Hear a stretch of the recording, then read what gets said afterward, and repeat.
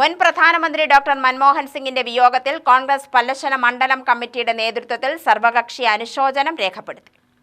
കോൺഗ്രസ് പല്ലശ്ശന മണ്ഡലം കമ്മിറ്റിയുടെ നേതൃത്വത്തിൽ പല്ലാവൂർ ജംഗ്ഷനിൽ സർവകക്ഷി അനുശോചന യോഗം ചേർന്നത്.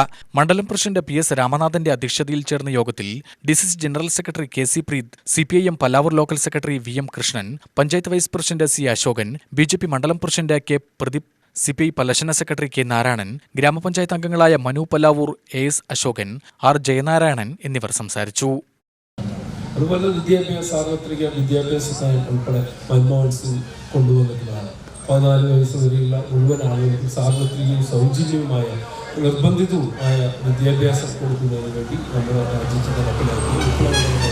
എല്ലാ 14 വയസ്സുള്ള മുഴുവൻ കുട്ടികളുടെയും രാജ്യത്തെ എവിടെയുണ്ടെങ്കിലും അവർക്ക് നിർബന്ധിതമായി അവർക്ക് സൗജന്യ വിദ്യാഭ്യാസം കൊടുക്കുന്നതിന് വേണ്ടിയുള്ള ആ വിപ്ലവകരമായ നിയമനിർമ്മാണം നടത്തിയത് മൻമോഹൻ സിംഗ്.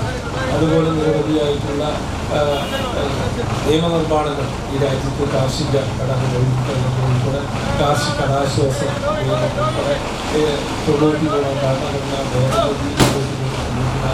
കാർഷിക കർഷകർക്ക് വേണ്ടിയുള്ള നിയമനിർമ്മാണങ്ങളൊക്കെ നടപ്പിലാക്കിയിട്ട് സാധാരണക്കാരെ കൂടെ അവരുടെ സാമ്പത്തിക ഭദ്രത കൂടെ കണക്കിലെടുത്തുകൊണ്ട് രാജ്യത്തെ മുന്നോട്ട് കൊണ്ടുപോകുന്നതിന് വേണ്ടി പരിശ്രമിക്കുന്ന സൗമ്യനായ പ്രധാനമന്ത്രി. UTV news, Palakkad.